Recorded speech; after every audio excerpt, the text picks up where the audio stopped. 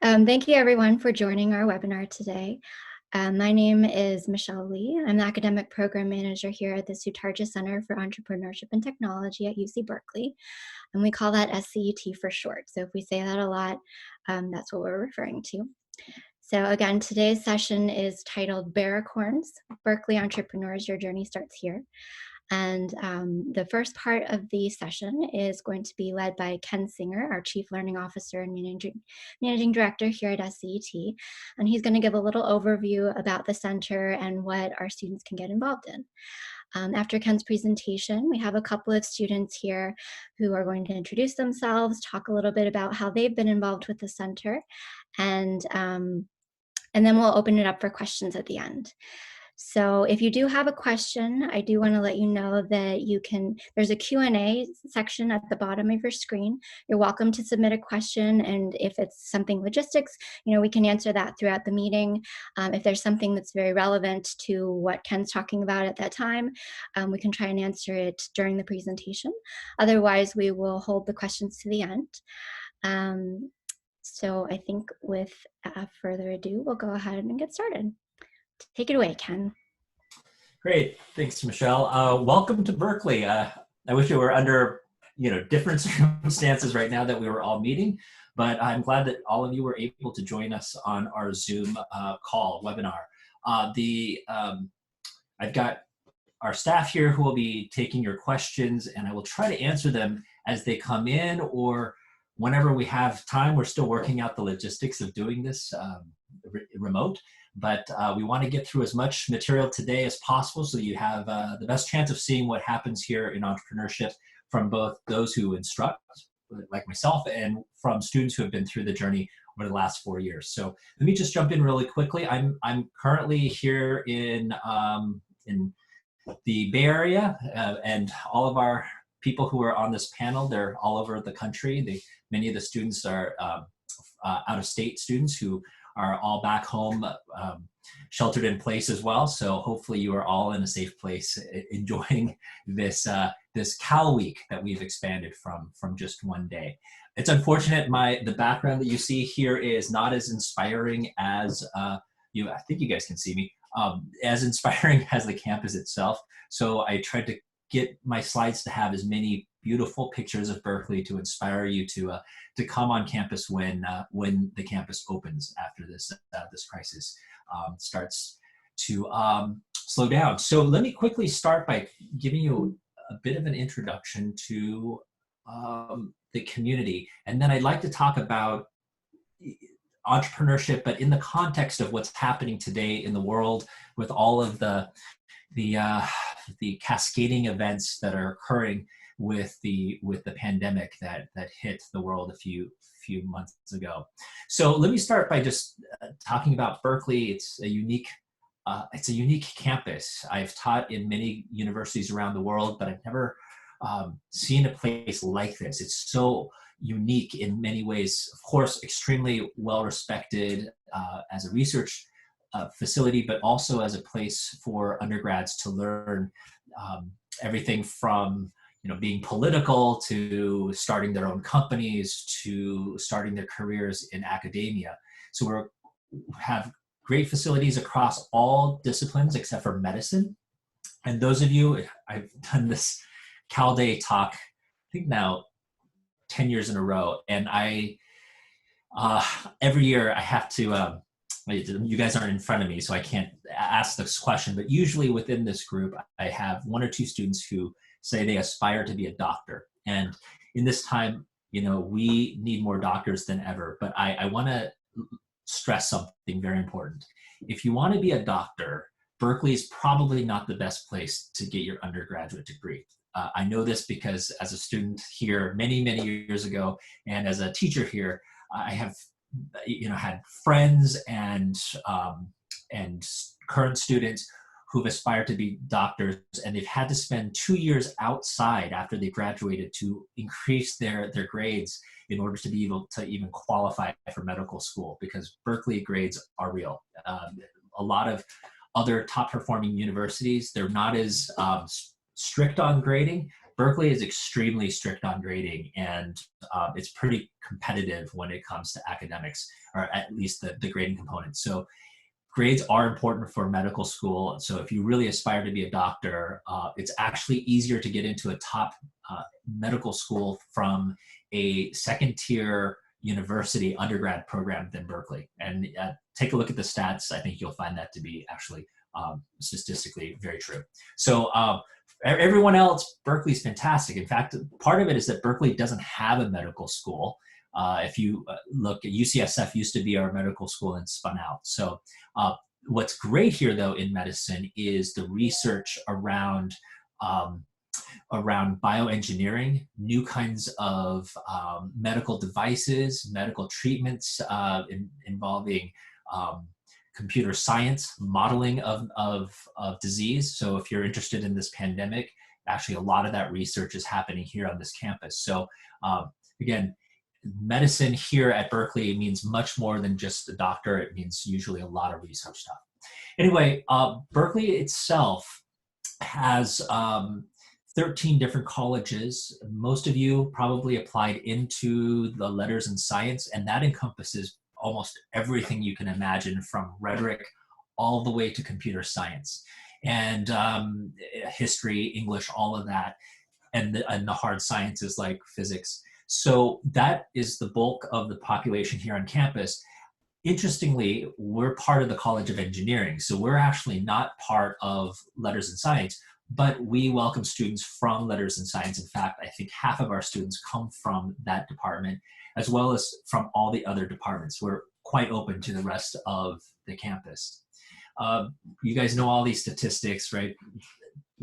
Best public university, ranked in the top in pretty much everything that we do here. I think out of the 45 different departments, it's 1, 2, or 3 in virtually all of them. It actually, I think we look at statistics a bit wrong here. It's when we look at, oh, we're number 1, that's not the point, is to tell people you're number 1. The value of the rankings, to give you guys perspective, is to know that when it's highly ranked, that's where really high performing researchers, professors, students all want to be there, because it means that both the resources and the people will be on that campus working on problems that really are impactful and that they want to be a part of.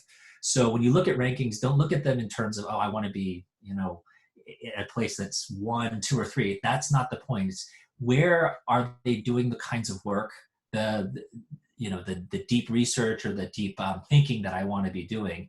And pretty much every department here is doing that. So if you don't know what you want to do for your career, maybe you want to be an entrepreneur, be an innovator, but you don't know what department you want to study, Berkeley is probably one of the best places to go for people who want to explore everything.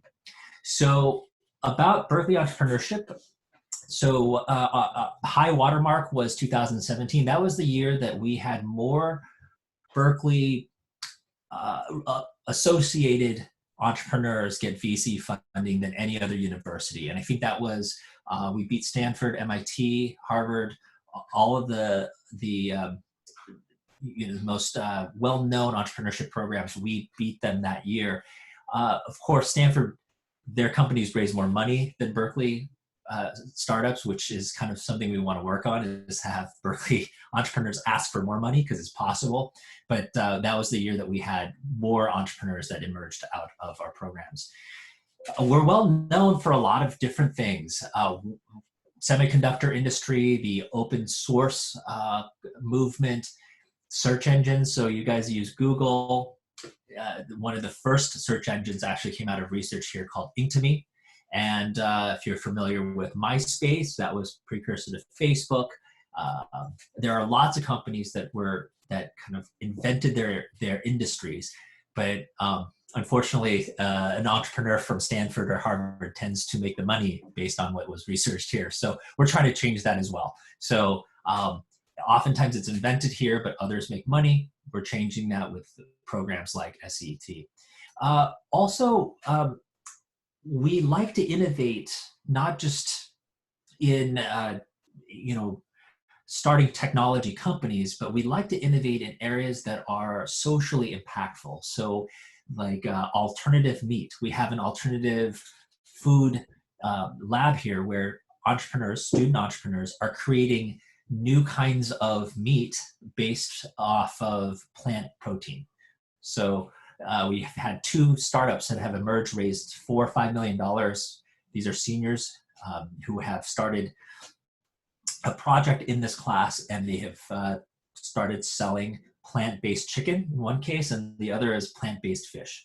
So it's amazing what some of our students are able to do in places that are non-traditional, like food. So little about me. So I'm an alum. I love Berkeley. It's I have a love-hate relationship with Berkeley. I think with all alums you'll hear it's kind of the same. I've owe so much to this campus for forming the direction of my career, but I also struggle with the campus because I think it can do better. And so what you'll see on this campus is dozens and dozens of alums like me who come back and dedicate their time and effort and their resources to try to continue the tradition here. Because without that kind of investment from the alumni, and it's not just money, it's actually time. You'll see many of the mentors here, many of the teachers are alums who've come back to continue the tradition. So if you choose to come to Berkeley, you will hear this as well, as there'll be this pressure on you to be a part of Berkeley even after you've graduated. And this is primarily why you'll see a lot of the students here who will be talking on the panel. They are graduating out, but they recognize that their relationship with Berkeley is only starting. So they're going to be continuing to stay part of our program, mentor with some of our teams, and hopefully come back and donate money when you guys are successful, right? All right, so talk about a bit the region that we're in. So Silicon Valley, we're at the top part of the valley. It's expanded. It used to be just kind of the Santa Clara Basin, but over the last, I would say, 10 years, it's expanded far north into even, I would say, San Rafael, where you have Autodesk and other companies, Glassdoor in the north. So this is a very small geographic area. I know many of you are from California, some of you from the Bay Area, but those who aren't, this is a small place. It's, I think, about like 70 miles by maybe another 50, 60 miles. And there's a big, bay in the middle of it. So it's not even full, just all land. And in this very small space, you have about around 7 million people who live there. So it's about it's not even, that's 0.1%, right? I have to be very careful with statistics these days. So 0.1%. So it's interesting that small of the population, there's 7 billion people on this planet, that this small area is responsible for more than half of the unicorns. And we haven't repriced the unicorns since the pandemic. So let's just assume this is pre-pandemic. More than half of the billion-dollar startups that the world has in the last 10 years. So imagine that just this one small place on the planet, very small population compared to the rest of the planet, but responsible for more than half of the new big companies. So this is where Berkeley is. It's in the middle of all of this activity. And alums have gone off to start companies, be CEOs of companies in this area, and really be impactful across this ecosystem. So the question that I always need to seem to answer, I lecture in other places, a lot of research facilities that ask, why does Berkeley spend so much time and resource on teaching entrepreneurship? It's such a research-focused campus. It's known for, if you look at the bottom part of the periodic table, those were all particles that were discovered at Berkeley, which is why one of the particles is called Berkelinium. And so why would a research university spend so much time teaching people to create companies?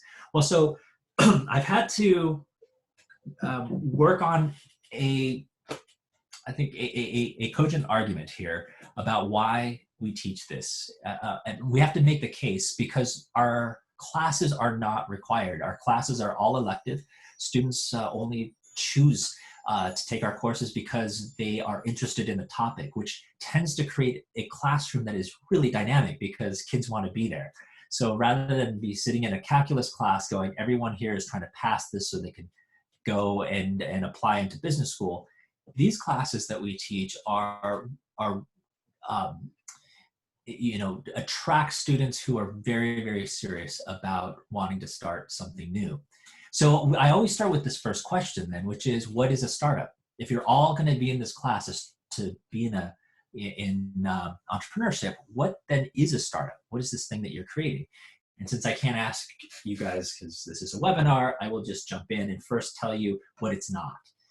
First, it's not this. If you've seen this TV show on HBO, this gives you kind of a distorted view of what a startup is. Having been an entrepreneur many times myself, I can tell you some of the scenes give you PTSD. Like I have had sweats watching some of the meetings that they have with VCs. So they're kind of, some of it's real, but the vast majority of it is very caricatured, right? It's not about hipsters. It's not about, dropping out of college. You guys are entering college. I don't want you guys to be quitting right as you get started. And so I want to give you guys a more, I think, a different answer than your typical, a startup is a small business. A startup is a tech idea. Yes, it's all of those things, but fundamentally at its core, a startup is really an act of rebellion. And because think about what you're doing when you start a company.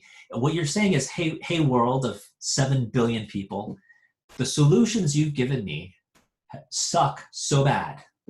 I have to create my own. I have to use my time, my resources, my money, my career to create something because what you've given me isn't good enough. That is what you're doing, because why else would you do it if the world had given you the resources or the solution that was sufficient, right? Why would you waste your career on it? And that's why it's so tough, is because it's not just a technical act where you're building something new. It is a bold statement that you're saying to the rest of the world, is that you can do it better. And that proposition that you can do something better and new is rejecting the old way of doing things, right? You're rejecting the old. And the problem with that is that there are a lot of people and a lot of companies invested in the current system of things. And they will resist because your success could mean their demise, right? So you becoming successful means that they have to die. And this, if you guys will study Schumpeter and this whole creative destruction. In order to create something new, you may destroy something old, which, if you think about Uber and the taxi system, that's kind of what they had to do, is destroy the old method of getting transportation. Now, my argument for why the Silicon Valley has been so good at this is that Silicon Valley is a distillation of what makes America, what it is. And that is, it is a country that has been born out of rejecting the old. I joke that we're actually the original Brexit. We Brexited before England even thought about it, right? We rebelled against England to create our own environment. And that was all reinforced by an immigrant culture where people were left their old world they left their families, left their land, left their communities, their lives to start something new, right? And part of the ethos of America is to think big. So beyond just thinking new and going somewhere new, leaving the old, it's also think even bigger. Now that we have nothing to lose, why not do something big? And so all of these are cultural values that have been reinforced by popular culture. I mean, we don't even need a reason to rebel, right? I mean, we have movies that literally say that we don't need a reason. We just do. It's part of our culture. And so I'm not going to admit this could be my dorm room or it could not. Let's just leave it at that. But, and by the way, this eventually, when you guys come to campus, you will get your dorm room. Please keep it nicer than I did here. But when Americans, we like to go as far as possible to go to school, to kind of have our own environment, to ourselves, to discover who we are. That's part of the college experience. If you go anywhere else in the world, the vast majority of people who go to college live at home and they commute to university. They go to the closest university. And of course, the benefits of that is, your parents might do your laundry and you get a really nice meal. But as you can see, I had to rebel. And that's what many of you guys, I imagine, will be doing when you decide which university to attend. That will be part of your calculus. So this part of our culture is to be rebellious. And if you look at the Valley, we're actually the greatest collection of rebels and misfits that the entire world has ever seen in history, right? They've all immigrated to collide here in this very small piece of land. More than half of the successful startups here in the Valley, especially the enterprise software companies, were started by immigrants or children of immigrants. And the statistics, it's amazing. It's generally, it's high numbers from India, Korea, and China who are here in the Valley. Actually, we'll see it's kind of similar makeup of the undergraduate population here at Berkeley. So that's kind of the picture here, why the Valley is so dynamic and important.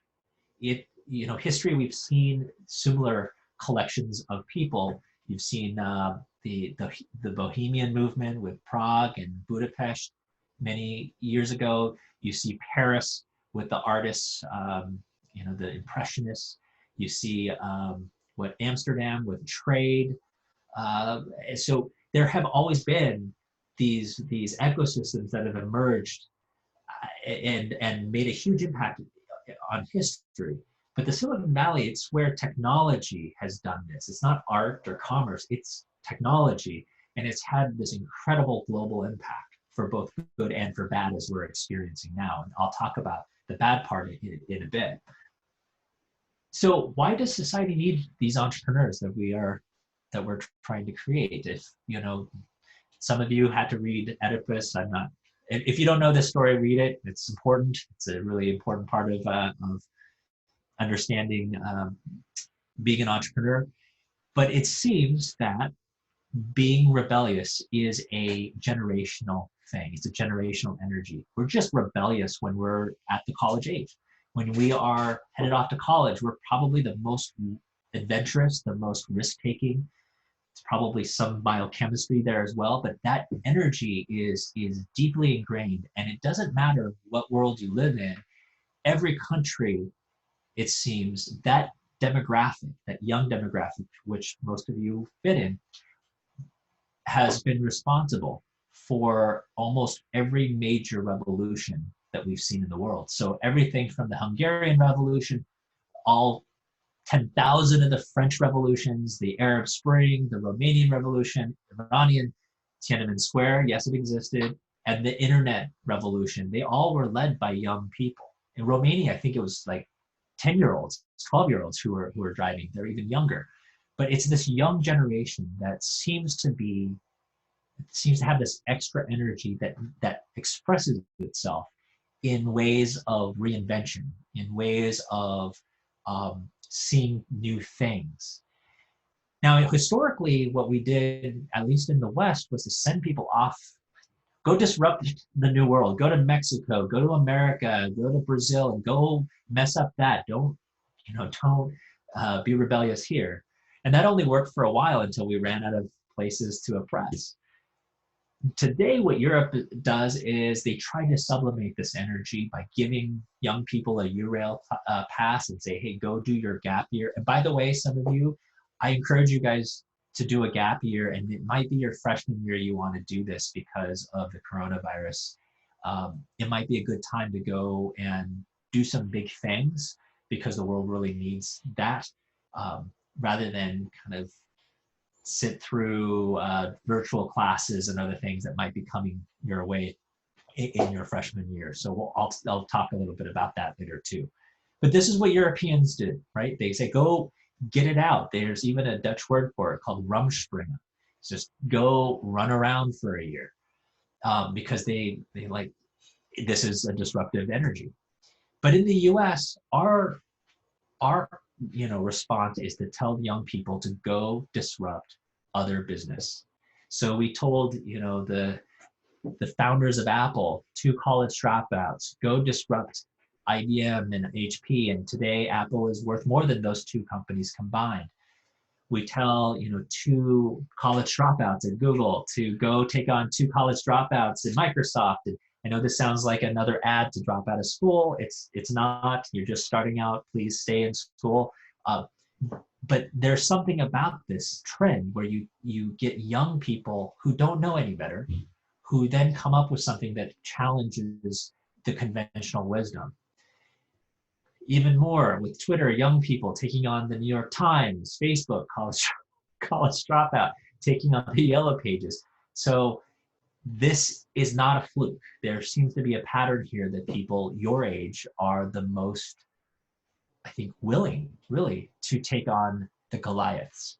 And in many cases, it works. So American business is really built on this creative destruction that I just described before. And the numbers bear this out. And again, with the pandemic, all things are reshuffled. But I would like to say that, at this last bullet point, I think this is probably the most telling, is that in the 10 years between 99 and 2009, half of the largest, most respected companies in the US, they were the Dow Index, half of those companies were replaced by new companies.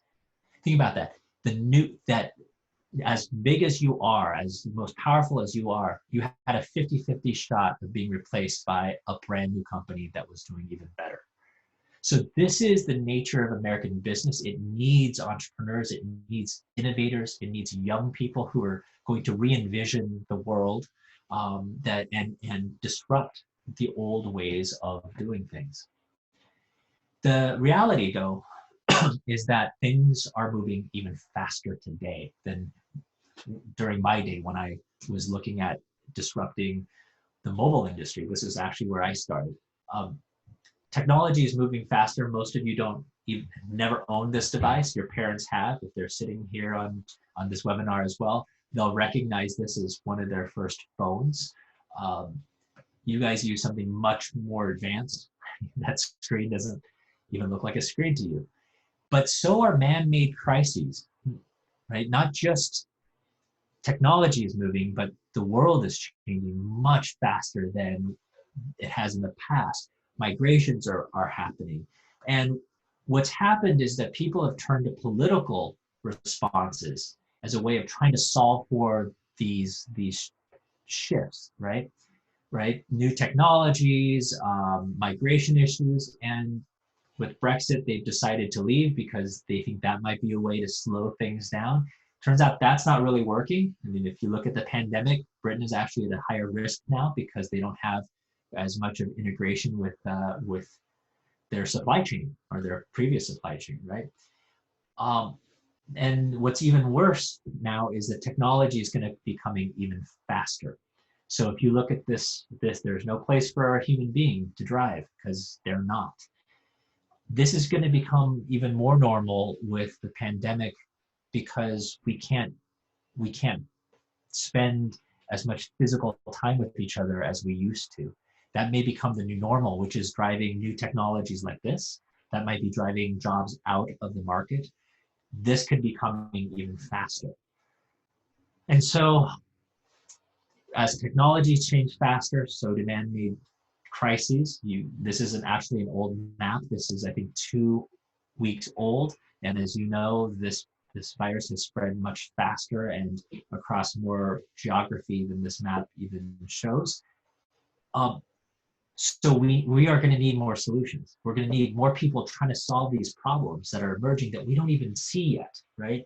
The secondary, tertiary, cascading problems that will emerge from the fact that the economy is shut down, that people cannot be physically with each other, that, Berkeley does most of its promotion for its students on Cal Day. And our biggest selling point is how beautiful and how dynamic our campus is. You can't see that yet, unfortunately. I know some of you applied to Berkeley hoping to come to campus and some of the other amazing places you got into and be able to assess where you feel at home.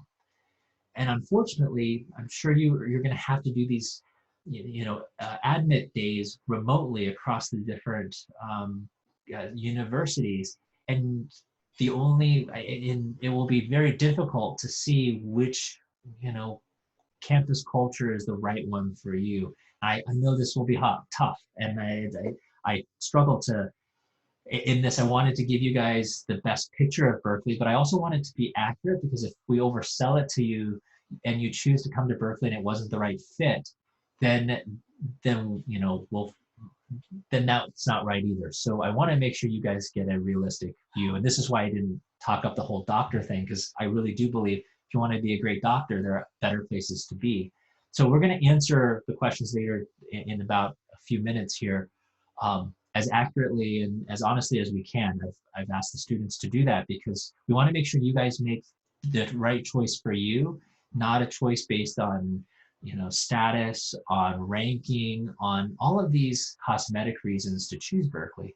But the one that is, I think, the only vector to look at, which is it the right fit? Is this the place where I'm going to flourish? Is this the place that's going to challenge me the most?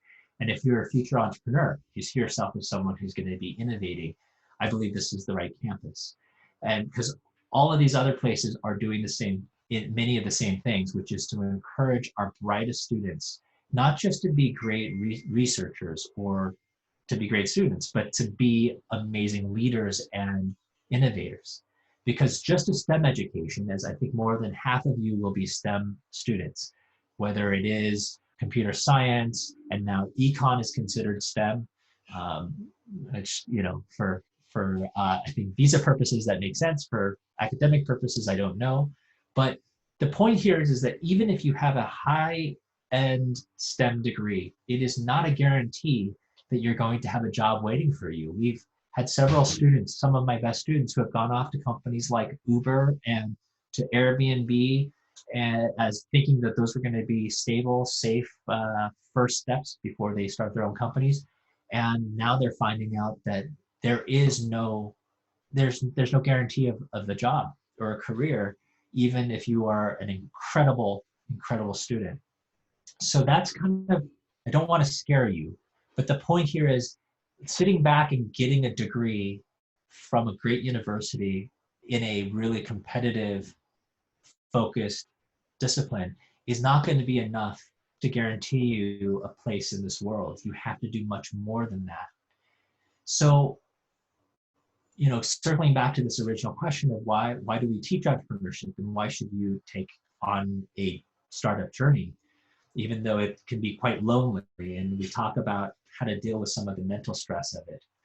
And it's that entrepreneurship, the startup journey, teaches you how to be a leader, how to be one that takes responsibility for their decisions, to be one that inspires people to want to join the journey, because you don't have the money to pay them, but if you do something that's amazing and valuable, people want to be a part of that. So we see ourselves in the world of training the future leaders, regardless of whether it's in commerce or in politics or in something else, because ultimately a startup is just a vehicle for learning leadership, right? If you are on a team of 5 in your class, you're going to have to learn all of these things. You've got, your career that you're practicing for, you are taking the right safety precautions, that you're learning how to take risks, you're learning how to flex your leadership abilities as well as your followship abilities. So it's just a vehicle to learn all of these things and to learn through failure, how to learn by making mistakes, but clearly that you're adjusting after you've learned them. So a startup is just purely a vehicle to learn this stuff under very extreme conditions, because those extreme conditions, like as we've tried to teach our students in the past, those extreme conditions are here today.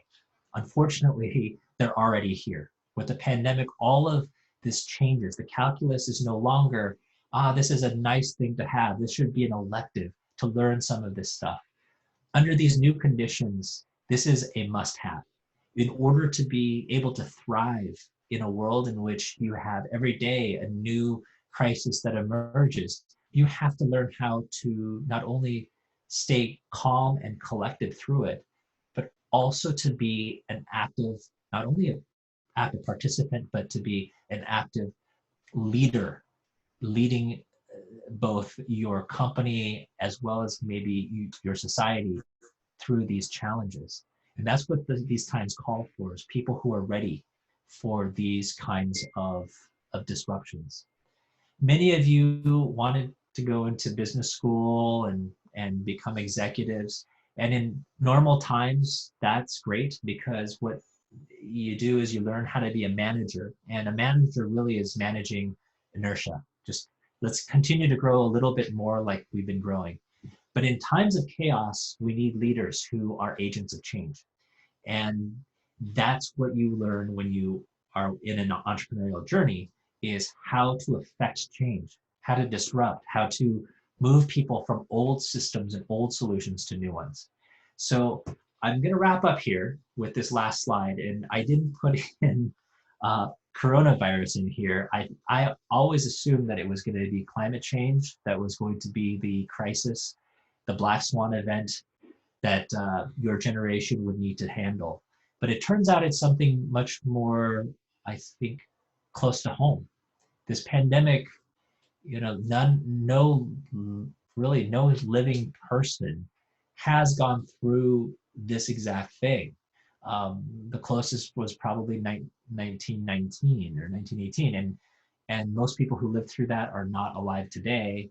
And so we are all in the dark on how to approach this problem.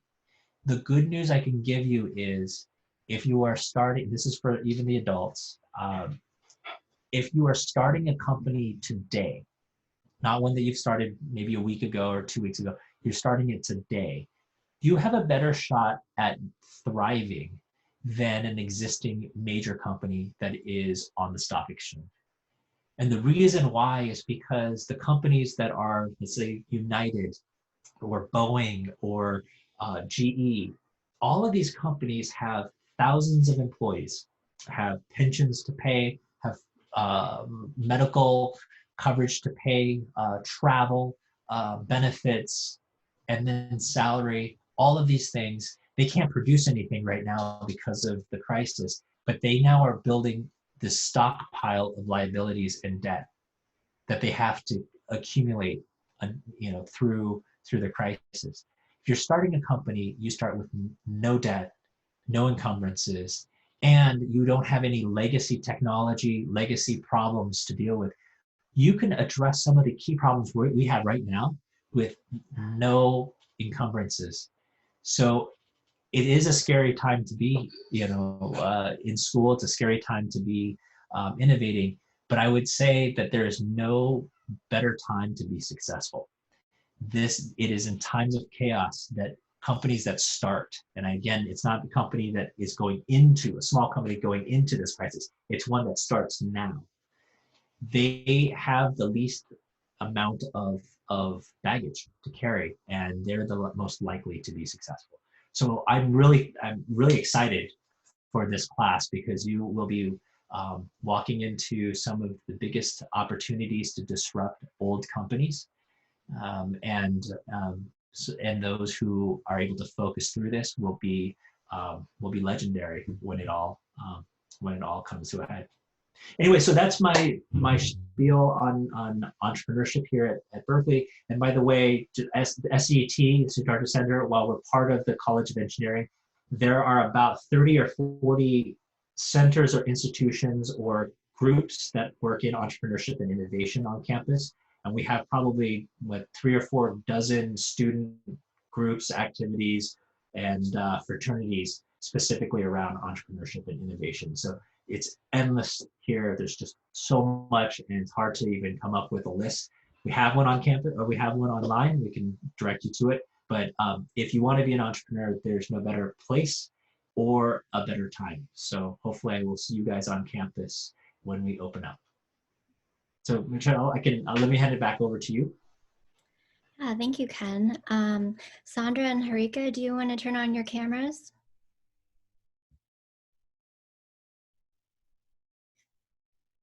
And go ahead and unmute yourselves as well. And whichever one of you wants to go ahead and start, go ahead and introduce yourself and just talk a little bit about how you're involved with SCET. Oh, Ken, can you stop sharing your screen?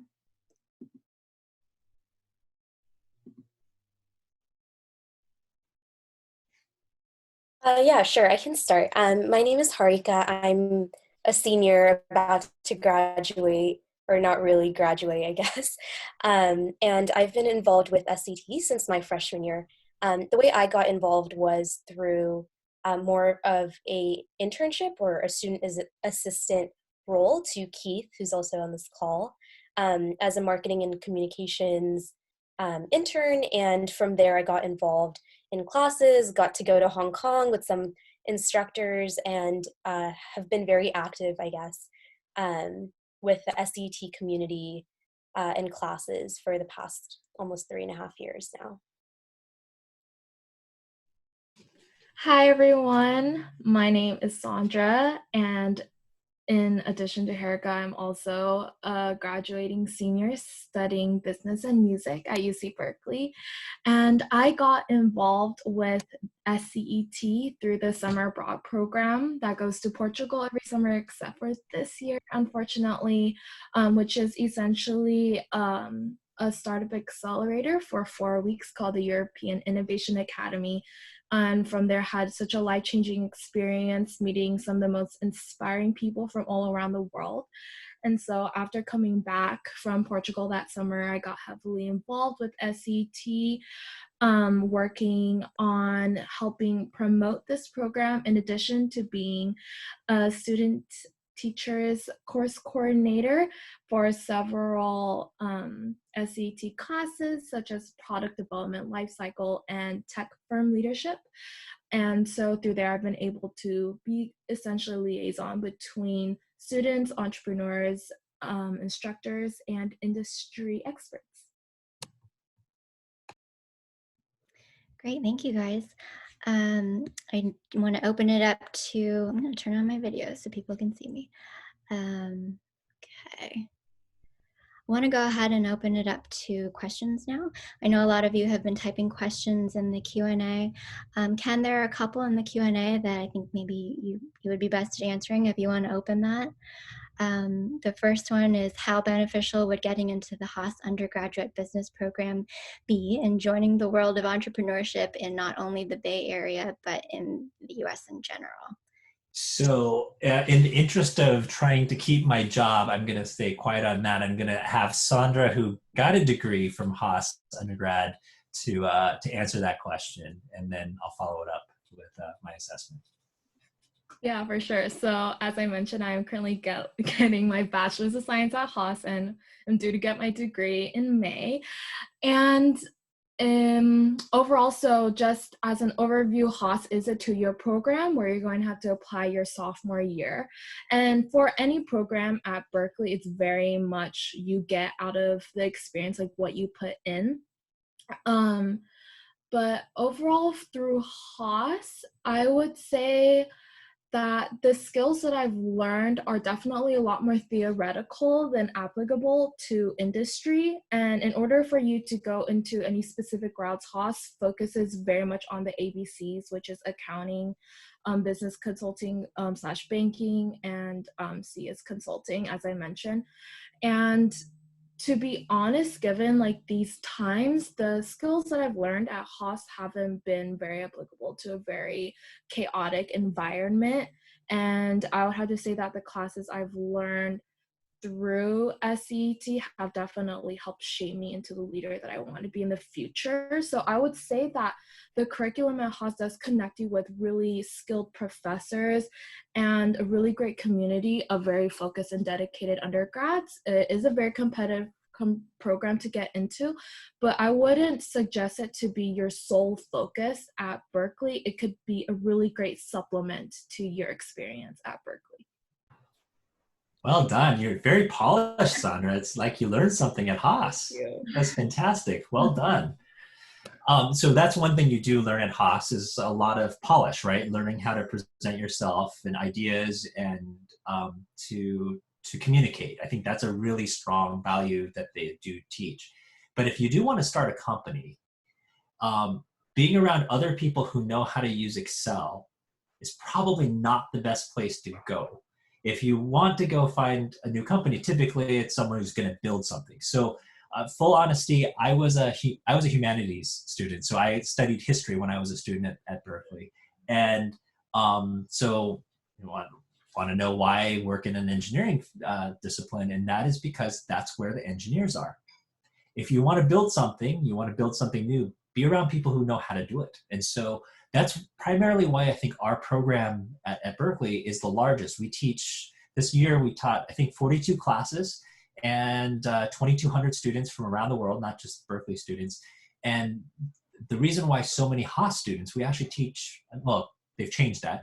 Up until this past year, more Haas undergrads were taking our courses than they were taking their own and entrepreneurship courses. And if you ask the Haas kids, it's because there are no engineers allowed in their class at Haas. They really needed to find engineers, and that's why they came to our courses. So, you know, it's tough because your degree, is a calling card. It tells people what you studied, and it also has some status associated with it. And so it can be very enticing to choose a degree or major that people respect, right?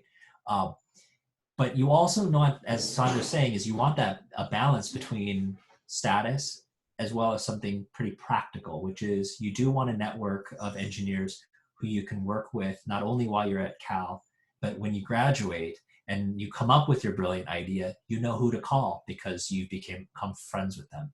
So avoid the temptation to find just one community and stay with it, even if it is your academic discipline. Like Sandra's really expanded her network across the entire campus. And I think most of your friends are non-Haas kids, right? Exactly. I think I answered that without being, It was respectful. Yeah. I wanted to be nice. The Haas has a new dean. I don't want to make her mad already. So. Thank you to both of you for helping me answer that question. I do want to point out that I know a lot of people have been asking questions about, is this an official program? Do I have to apply to get into the classes? So we will talk on Thursday. We have another session. So I encourage everyone to check that out. If you go to our website, scet.berkeley.edu, at the top, you can't miss it. It says Cal Week. There are stars next to it. Click on that, take a look, and you'll find information about our Thursday session. We're going to talk more in depth about the certificate program that we have. It is a certificate that is open to all students across Berkeley, so it doesn't matter what major you're in. There's no application to get into the certificate. You just have to complete the requirements. So hopefully that answers some questions that people might have right now. Michelle, can I follow up on that a little bit here? And so what I found is that students fall into a couple of different categories. One of the categories is someone who really wants to be an entrepreneur, is really inspired by it, but they're not so confident about their abilities yet. And so they'll avoid taking our courses. They'll think they're not ready. They need some prerequisites. And then their senior year, somehow their schedule is such a way that they can't fit something in. And I've had several students who have graduated without taking one of our courses, despite the fact that they were in this session, in this Cal Day session. And so I want to talk to those who are in this category, who feel like I need to be ready or I'm not so sure. Just bite the bullet and take one of our courses. Where our classes are not core to your degree. It's not part of a degree program. We're here to give you guys the environment to play. Think about it as a as a sandbox where you can play around with the tools that you're given, play with other people who are in the sandbox to see if this is something that you want to do, right? And you will be surprised by the things that you discover about yourself. This is not about learning regression models or, or learning how to code in Java or Python. This is more about what kind of role do you want to be playing in your own career. And you'll learn a lot of that as you are either in our courses or in our programming. So bite the bullet. We have some courses that are very, very early. It's like our boot camps. It's so low risk, very low risk on your ego. Just go try it, and you'll learn a lot. So don't put a lot of barriers in front of you. Almost all of our courses require virtually no prerequisites. Great, thank you. Yeah, I'm sorry, I'm trying to answer some questions and typing them as at the same time. I think one of the first questions that was asked, if we can get to that, Ken, this might be for you. How do you feel the difficulty level of courses, particularly weeder courses, has changed since you were a student and through the years you were teaching? Oh, I would love to hear the voice of the person asking that question, because that's a really good, insightful question. And the reason we're not doing that, everyone, it's not that we're overly controlling. The problem is we've had a few Zoom bombing incidents, and today is 420, so we're pretty expecting somebody to do something inappropriate. So everything is being filtered through Michelle. So this is a good question. Leader classes are for real, and the one program that's really I'm torn, but I don't know what kind of advice to give you right now because it's changing. Computer science used to be a interesting quirk, an interesting hack of sorts. CS at Berkeley has been taught in 2 different colleges. It's a weird structure. So if you're going to major in history, it'll be in the College of Letters and Science. It only makes sense. It's letters, and actually, in some universities, it's considered a social science. History is not a letters, it's actually a science. So it can be in either of those. Good thing at Berkeley, that's one college, letters and science. But computer science, because there was some kind of weird fight when this was started, is taught in both the College of Engineering as well as letters and science. So as you all know, you had to apply to a specific college to come to Berkeley.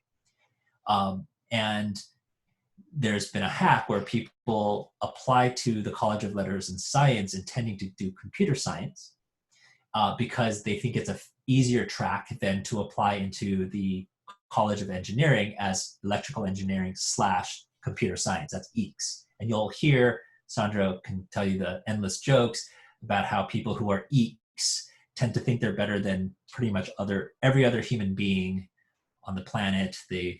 Some of you guys have already seen the memes on the Berkeley meme site, but they consider themselves a different species of Homo sapien. They're just quirky that way. So the CS students in letters and science take pretty much the same courses, but because of that hack, thousands of kids try to get into the CS department, and the weeder classes for that basically structure the rest of campus. Do you guys know how many, Sandra, you took one of those courses. How many in the CS course, the introductory one? I think it reached like, I don't know if I heard it was like 1,000. When I took it, I think there was like 1,800 students. Yeah. So for those of you who think, oh my God, Berkeley has such huge classes, do you know how big the ones at Stanford are? Same size. Stanford also has this problem. The only difference is Stanford doesn't do weeding. So they give you the policy of they'll let you major in whatever you want. They will not weed you out. They will not make the class any tougher in order to bump you out. Berkeley says we have too many students to do that. And so we're going to have a weeding system, and they're going to make the classes inordinately difficult. I mean, obscurely difficult in order to delineate the curve to figure out who gets the A and gets to stay in CS versus those who don't. that whole rat race mentality, I'm not a big advocate for. I'm an entrepreneur. I like being rebellious, and I kind of reject that notion. And I think there are plenty of departments at Berkeley that are actually much more dynamic, more interesting, and fundamentally more valuable. Computers are starting to code. So anyone who thinks they're going to be a computer scientist because their job is going to be secure is going to be very surprised in 10 years. It's not going to be that way necessarily. So there's no guarantee. Any degree is not going to guarantee you anything. So if you pursue the things that interest you, whatever keeps you curious, that keeps you engaged, that at 2 o'clock in the morning, you're still reading something or learning something because you love it, not because you have to do it, that's the direction you should go. Because if you've gotten into Berkeley, the admissions office has seen something like that in you. That is one of the things they look for, is someone who has that spark and who's drawn by their curiosity. And if you spend all of your time at Berkeley trying to kill that part of you and try to conform to what everyone else is doing, you are going to do a disservice to your career, but also a disservice to society, because you might have been the person to come up with something amazing with leveraging your curiosity, but because you wanted to become, like everyone else, you end up becoming, a banker or a consultant or something like that. So make sure that, I had this originally was a question about reader classes. They're real and they're painful and they're not necessary. So think through as you get here, what do you want to learn? This place has incredible innovators across the entire academic spectrum. Just drink from the hose. Don't take a path because you think that's what is sexy, what everyone else tells you is sexy. If it's something that doesn't inspire you, don't go down that path. I say that now, but trust me, half of you will still do it. And those kids, I tell you, don't come here for medicine, you'll still do it. But you've been forewarned, so you understand what's in front of you. Okay, well, thank you. It's 5 o'clock now, so I just want to be respectful of everyone's time. Again, I put some stuff in the Q&A here, but if you have any further questions, you can contact me. My name is Michelle Lee. Again, I'm the Academic Program Manager. My email address is lee.2293@berkeley.edu. Check out our website, again, for lots more information, and we hope you tune in on Thursday. I am going to put up a quick poll for those of you who are still here, if you can answer those questions really quickly. Thank you. Thank you for joining us, everyone.